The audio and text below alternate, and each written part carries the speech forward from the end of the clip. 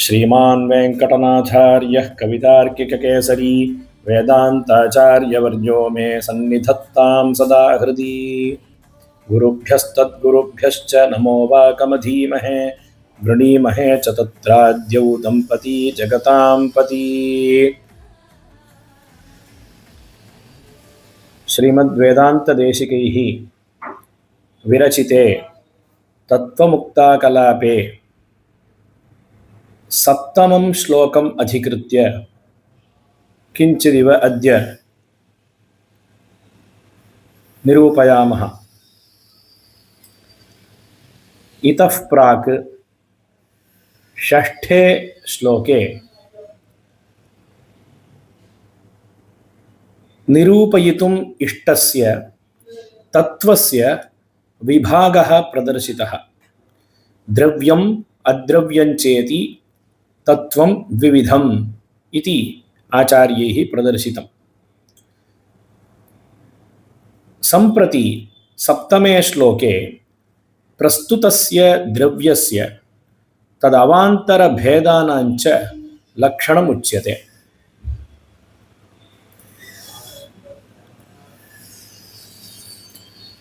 तत्र द्रव्यं दशावत् प्रकृतिरिह गुणैः सत्त्वपूर्वैरुपेता कालोऽब्दाद्याकृतिः स्यात् अनुरवगतिमान् जीव ईशोऽन्य आत्मा सम्प्रोक्ता नित्यभूतिः त्रिगुणसमधिका सत्त्वयुक्ता तथैव ज्ञातुः ज्ञेयावभासः मतिरिति कथितं संग्रहात् द्रव्यलक्ष्म इति अयं श्लोकः। द्रव्यसामान्यलक्षणम् आदौ कथ्यते, ततः परं द्रव्यविशेषाणां प्राक् अभिहितानां लक्षणानि उच्यन्ते। द्रव्यसामान्यस्य लक्षणं तावत् दशावत् इति अभिहितम्। दशावत्वं द्रव्यसामान्यस्य लक्षणं। दशा नाम अवस्था, अवस्थावत्वं द्रव्यस्य लक्षणम् इति। प्राक् विभागः अभिहितः, इदानीं सामान्यलक्षणं कथ्यते द्रव्यस्य। इदं कथं युज्येत इति शङ्का। सामान्यवचनं पूर्वं विशेषस्य ततः परम् इति न्यायात् सामान्यम् आदौ वक्तव्यं, पश्चादेव विभागवचनं कथनीयम्। सामान्यज्ञानं विना विभागजिज्ञासा न उदेति। अतः विभागजिज्ञासायाः अभावात् कथम् आदावेव विभागकथनं। न हि पशोः स्वरूपम् अजानतः पुरुषस्य पशुः कतिविधः इति जिज्ञासा उदेति। एवमेव द्रव्यम् एवं स्वरूपम् इति ज्ञानविरहिणः पुरुषस्य द्रव्यविभागजिज्ञासा नैव उदेति। अतः आदौ द्रव्यसामान्यलक्षणम् उक्त्वा एव द्रव्यविभागः प्रदर्शनीयः। द्रव्यं द्वेधा विभक्तं जडमजडमिति इति प्राक्तने श्लोके यः द्रव्यविभागः प्रदर्शितः सः अयुक्तः इति शङ्का उदेति। तस्याः शङ्कायाः समाधानम् एवं वक्तव्यम्। सत्यं विशेषजिज्ञासायां सामान्यज्ञानम् अपेक्ष्यते। द्रव्यं द्वेधा विभक्तं जडम् अजडम् इति आप्तोच्चरितं वाक्यम्। एवं द्रव्याद्रव्यप्रभेदात् मितमुभयविधं तद्वितस्तत्त्वमाहुः इति तत्त्वं द्विविधं द्रव्याद्रव्यभेदात् इत्यपि आप्तोच्चरितं वाक्यम् आप्तोच्चरितं वाक्यं सर्वं प्रमाणं भवति। तस्मात् द्रव्यशब्दस्य नूनं किञ्चित् प्रवृत्तिनिमित्तम् इतरव्यावृत्तं स्यादेव इति एतादृशं ज्ञानं शिष्यस्य सम्भवति। एतादृशं सामान्यधर्मज्ञानमेव विशेषजिज्ञासायां पर्याप्तं भवति। अन्यादृशलक्षणं यत् इदानीं कथ्यते दशावत्वरूपं तत्तु लक्ष्यस्य इयत्ता ज्ञानं सम्पादितं चेदेव सम्यक् ज्ञातुं शक्यते, अन्यथा न। इदमिदं लक्ष्यम्, इदमिदं न, इदमिदं द्रव्यम्, इदमिदं न इति लक्ष्यस्य इयत्ता निर्धारिता चेदेव द्रव्यसामान्यस्य दशावत्वरूपं लक्षणं सम्यक् ज्ञातुं शक्यते इत्यभिप्रायेण अग्रे लक्षणं कथ्यते। आदावेव विभागवचनं कृतम् इति आचार्याणाम् अत्र निगूढः आशयः अवगन्तव्यः। दशा नाम अवस्था। घटादिद्रव्ये उत्पत्त्यादि अवस्थावत्वम् अस्त्येव इति समन्वयः। अद्रव्ये शब्दादौ अपि उत्पत्त्यादिमत्वम् अस्ति। अधीतत्व अनधीतत्वादि अवस्थावत्वमपि अस्ति। वेदः अधीतः न अधीतः इति व्यवह्रियते खलु। अतः अधीतत्व अनधीतत्वादि अवस्थावत्वात् अद्रव्ये शब्दादौ अतिव्याप्तिः स्यात्। अतः दशावत् इत्यस्य विकारधर्मवत् इति अर्थः वर्णितः। विकारधर्मवत्वम् अत्र विवक्षितम्। आगन्तुकः अपृथक् सिद्धः धर्मः अत्र विवक्षितः। अपृथक् सिद्धि सम्बन्धेन आगन्तुकधर्मवत्वं द्रव्यस्य लक्षणम्। अयञ्च धर्मः पृथुबुध्नोदरत्वादिः धर्मः। स च आगन्तुकः भवति, अपृथक् सिद्धः अपि भवति घटादौ। अतः घटादौ द्रव्ये लक्षणसमन्वयः। एतादृशः धर्मः ईश्वरादौ कथं सम्भवति इति चेत् विभुद्रव्येपि ईश्वरादौ अपि अनवरतं परिस्पन्दमानः यः वायुः तस्य संयोगविशेषाः बहवः भवन्त्येव। ते एव आगन्तुकाः धर्माः। तान् मूर्तसंयोगान् वायुवादिमूर्तसंयोगान् आदाय ईश्वरादावपि लक्षणसमन्वयः वेदितव्यः। यदा मूर्तद्रव्यं सञ्चरति तदा तस्य मूर्तद्रव्यस्य विभुद्रव्यस्य च संयोगाः भवन्त्येव। अतः विकारधर्मवत्वम् एव द्रव्यसामान्यस्य लक्षणम् इति।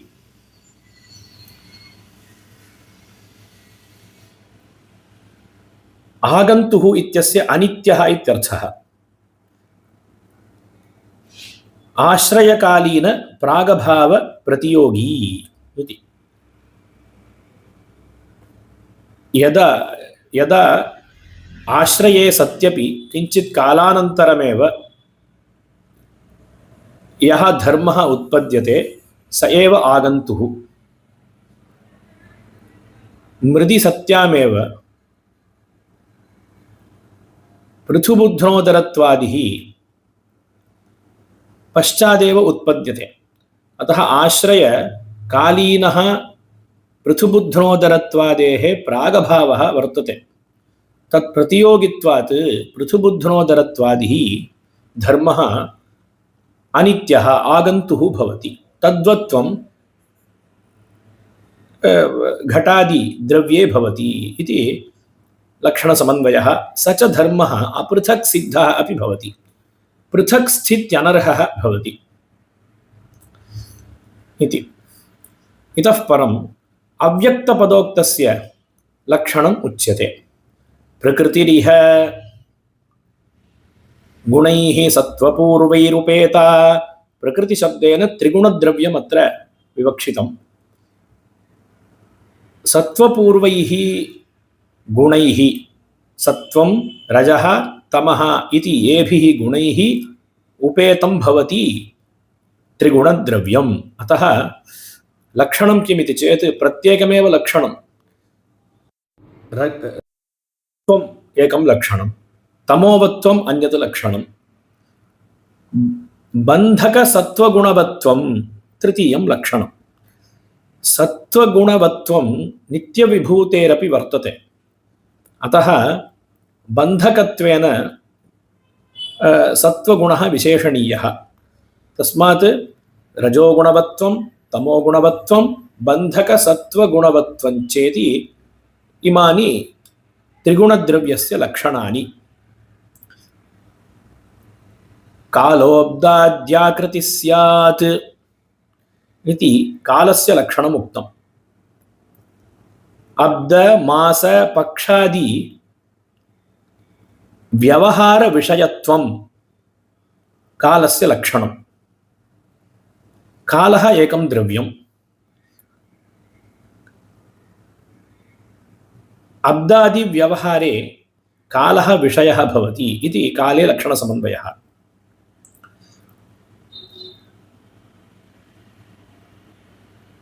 क्षणत्वादिः कालस्यैव परिणामविशेषः इत्यपि पक्षः वर्तते। तत्पक्षे अब्दादि परिणामवत्वं कालस्य लक्षणम् इति ज्ञातव्यम्। अणुरवगतिमान् जीवः इति जीवस्य लक्षणं कथ्यते। अणुत्वे सति अवगतिमत्वं जीवस्य लक्षणं। जीवात्मा अणुस्वरूपः, अवगतिमांश्च अवगतिशब्देन ज्ञानं विवक्षितम्। एवञ्च अणुत्वे सति अवगतिमत्वं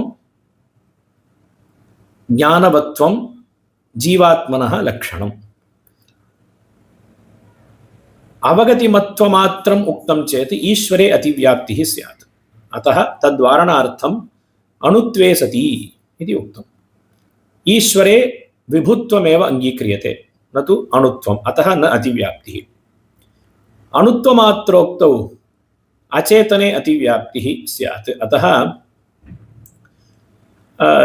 अवगतिमत्वं विशेष्यम् उपात्तम्।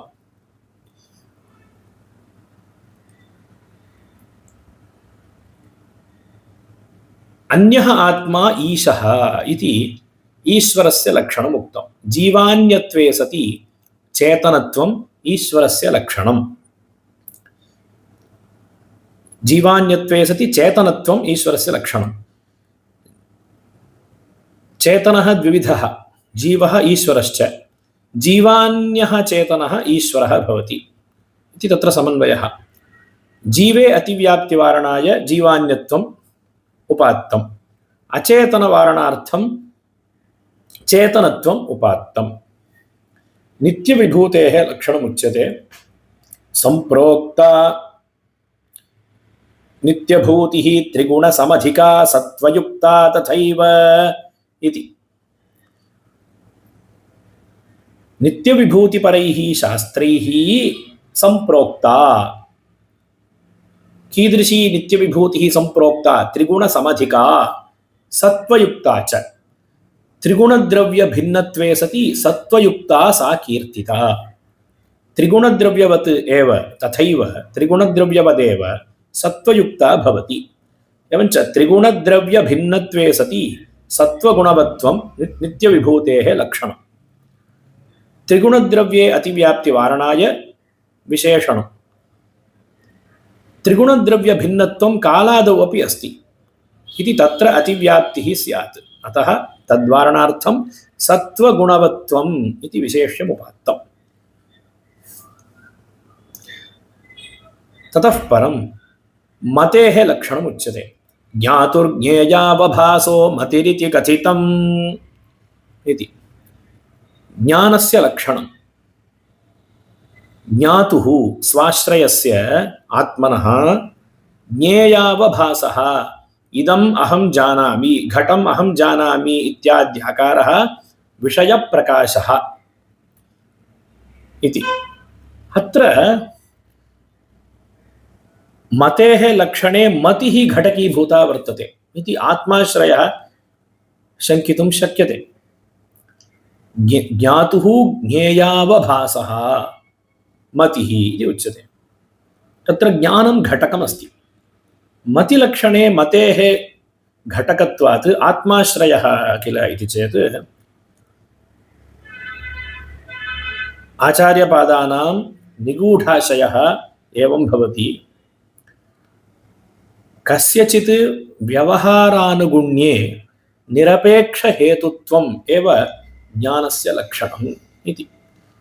विषये व्यवहार आनुगुण्य आपादनं ज्ञानेन क्रियते। इदं यत् व्यवहार आनुगुण्यं तत्र साक्षात् धेतुः भवति ज्ञानम्। एवञ्च स्वाश्रयकर्तृक स्वभिन्न विषय व्यवहार आनुगुण्य आपादकत्वं मतेः लक्षणम् इति फलति। स्वपदेन मतिः ग्राह्या। स्वाश्रयः आत्मा जीवात्मा तत्कर्तृकः तत्कर्तृक स्वभिन्न विषय व्यवहार आनुगुण्य आपादकत्वं मतेः वर्तते। व्यवहार आनुगुण्यं नाम व्यवहार अनर्हता निवृत्तिः। विषयस्य ज्ञाने जाते एव विषयः व्यवह्रियते।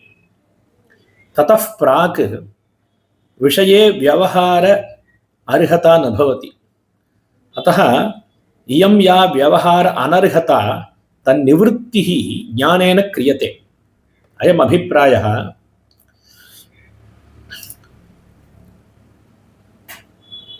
व्यवहारे व्यवहर्तव्यज्ञानम् अपेक्षितम्।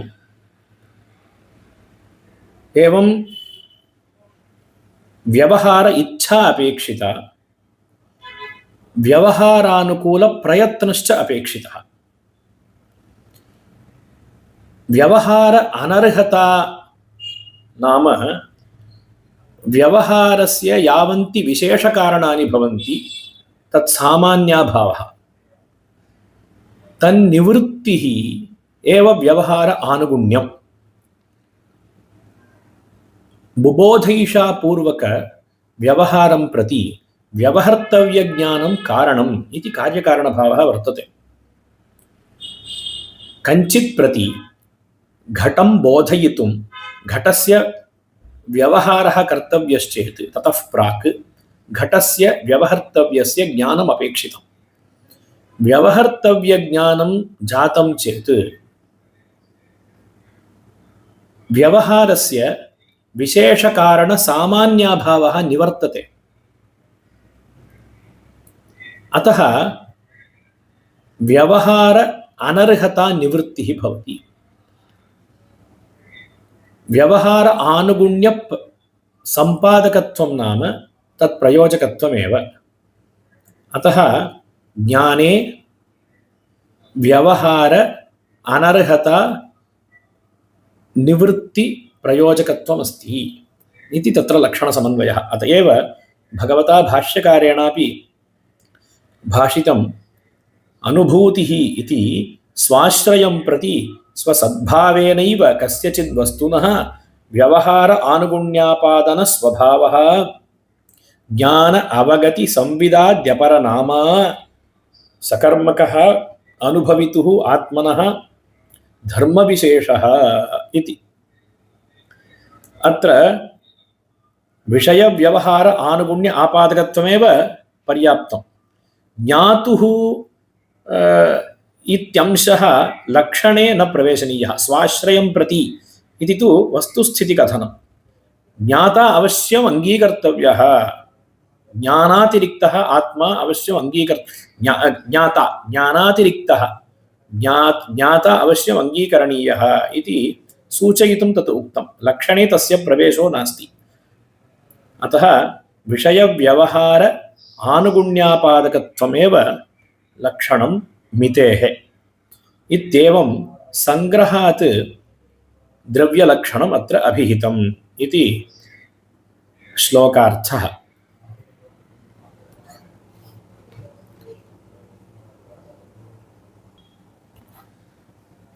சுவாமி தேசிகன் தத்துவமுக்தா கலாபம் என்னும் தமது கிரந்தத்தில்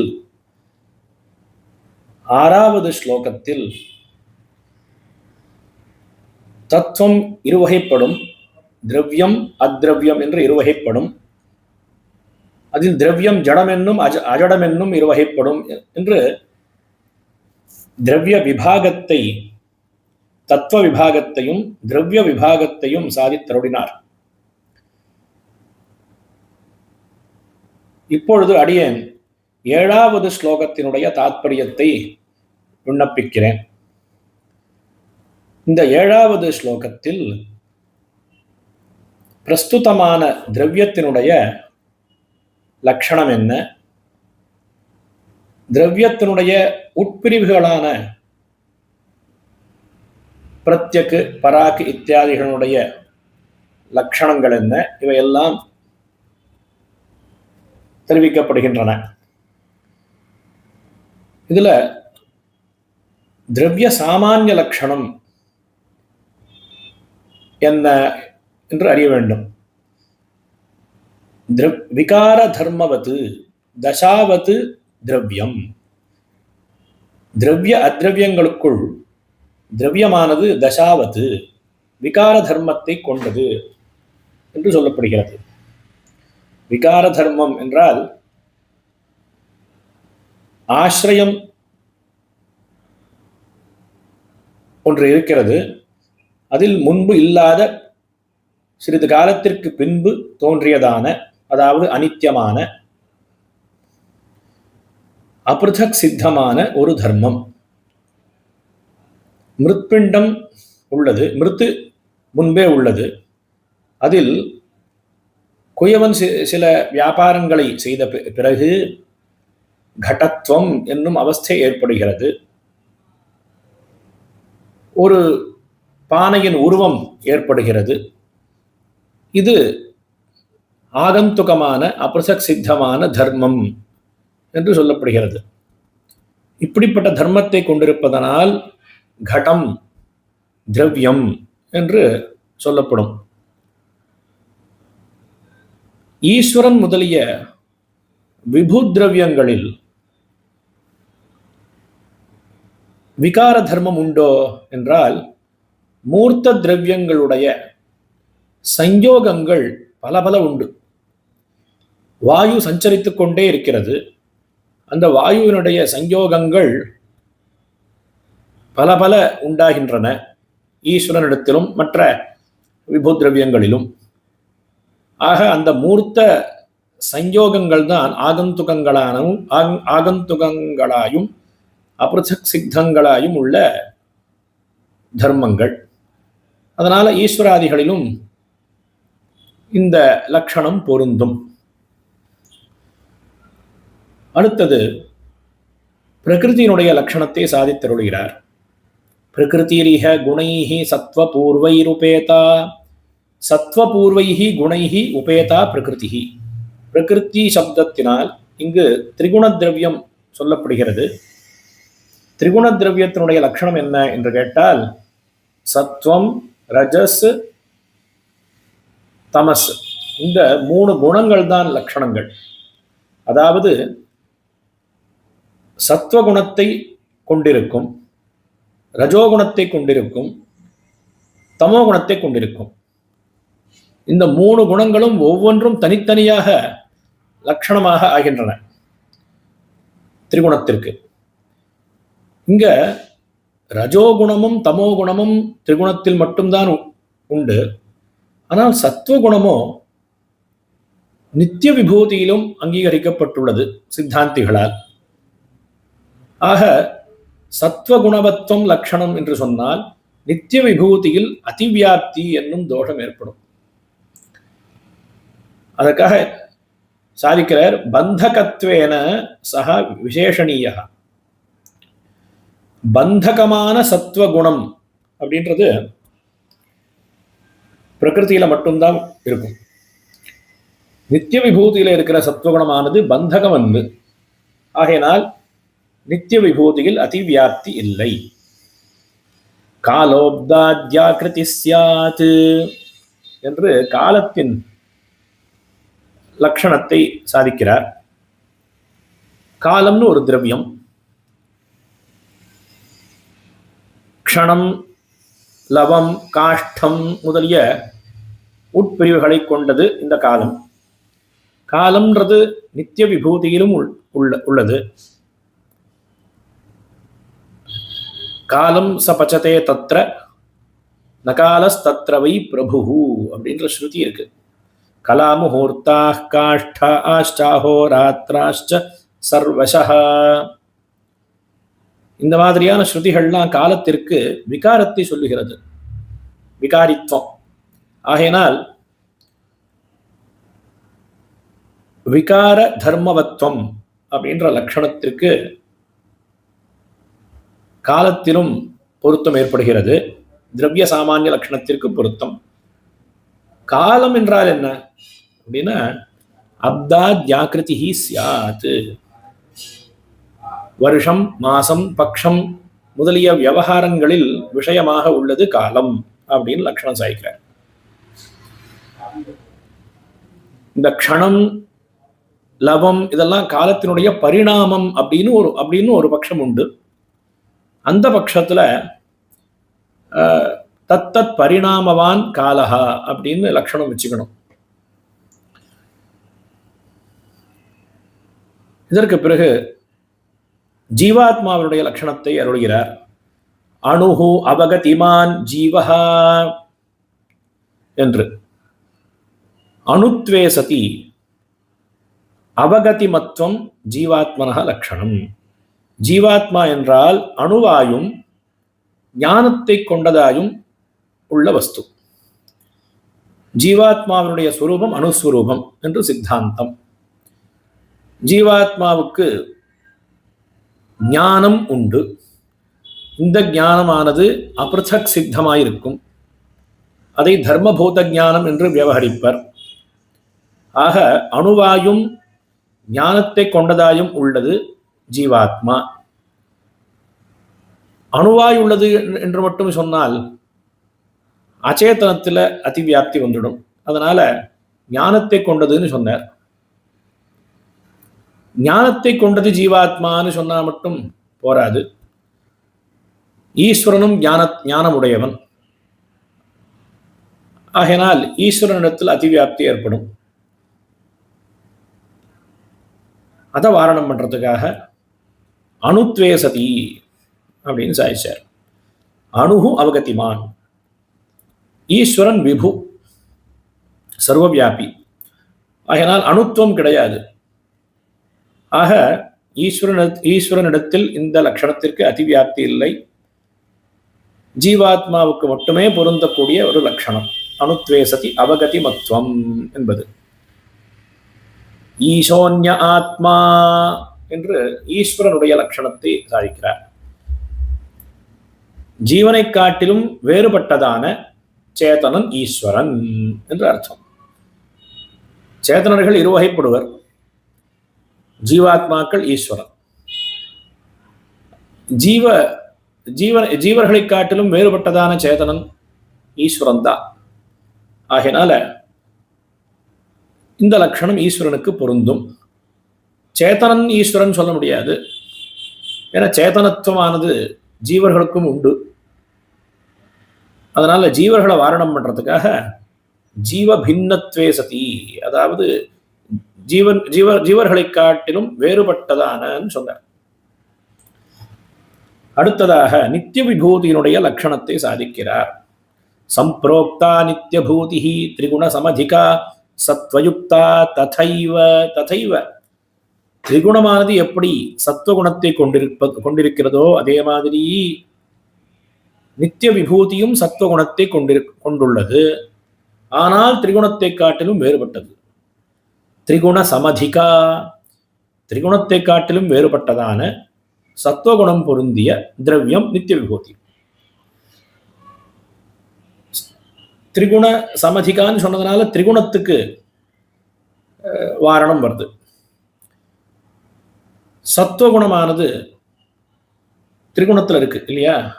ஆகையினால திரிகுணத்தில் அதிவியாப்தியை வாரணம் பண்றதுக்காக திரிகுண சமதிகான்னு சாச்சார்.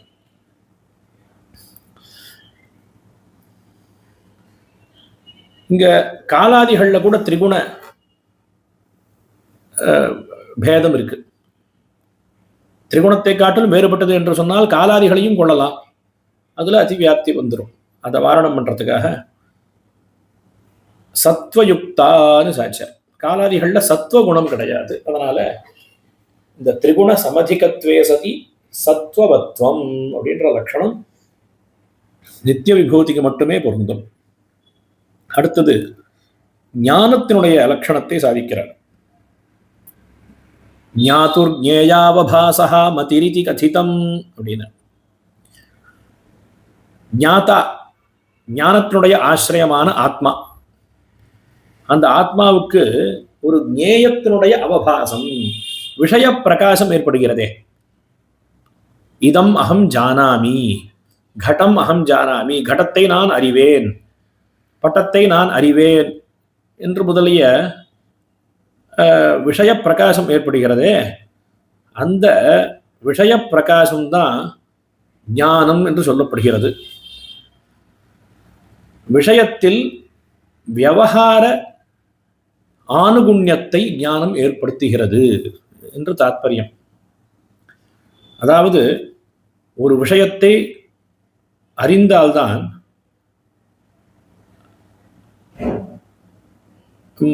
அதை பிறருக்கு தெரிவிக்க இச்சை ஏற்படும். அதற்கு பிறகு விவகாரத்தில் பிரவೃತ್ತಿ ஏற்படும். பிறகு விவகாரம் உண்டாகும். விவகாரம் என்றால் சப்த பிரயோகம். பிறருக்கு தெரிவிப்பதற்காக சப்த பிரயோகம் பண்ண வேண்டும் என்றால் முதலில் விஷயத்தை அறிய வேண்டும். இப்போ இந்த விஷயத்தை அறிவது, விஷயத்தை அறிதல் அப்படின்றது, இந்த ஞானம் இருக்கே, இது என்ன பண்றது? விவகாரத்தினுடைய ஆனுகுண்யத்தை ஏற்படுத்துகிறது. விவகாரத்தினுடைய ஆனுகுண்யம் அப்படின்னா விவகாரத்துக்கு யோக்கியத்தை இல்லாம இருந்தது முன்னாடி. விவகார யோக்கியத்தை இல்லாம முன்னாடி கடம் இருந்தது. எப்போ? கட ஞானம் ஏற்படுவதற்கு முன்பு. கடம் இருக்கு, ஏற்கனவே இருக்கு, கடஞானம் ஏற்படல. அந்த சமயத்துல கடத்துல விவகார அருகத்துவம் இல்லை. இங்கு கடம் உள்ளது என்று விவகாரம் பண்ண முடியாது. அப்போ ஏன்னா ஞானமே இல்லையே. அப்போ இந்த விவகார அனர்ஹத்துவம் இருக்கணும். இதை போக்கடிக்கக்கூடியது எது அப்படின்னா ஞானம். கடத்தினுடைய ஞானம் ஏற்பட்டால் உனக்கு கடத்தை பிறருக்கு தெரியப்படுத்த வேண்டும் என்று இச்சை உண்டாகும். பிறகு கட சப்தத்தை பிரயோகம் பண்ணுவதற்கு முயற்சிப்பான், கட சப்தத்தை பிரயோகிப்பான். அந்த பிரயோகத்தை கேட்டு கடத்தை பிறர் அறிவார்கள். ஆகையினால இந்த விஷயத்துல இருக்கிற விவகார அனர்ஹத்துவத்தை போக்கடிக்கிறது இந்த ஞானம். அதுதான் விஷயகத விவகார ஆனுகுண்ய ஆபாதகம் ஞானம்னு சொல்வார். ஆக ஸ்வாஸ்ரய கர்த்திருக்க ஸ்வபின்ன விஷய விவகார ஆனுகுண்ய ஆபாதகத்துவம் அப்படின்றது ஞானத்தினுடைய லட்சணம் அப்படின்னு இந்த ஸ்லோகத்துல திரவிய சாமானிய லட்சணம் என்ன, திரவிய விசேஷங்களுடைய லட்சணங்கள் என்ன, இது எல்லாத்தையும் நிரூபணம் பண்ணி அருள்கிறார் சுவாமி தேசிகன்.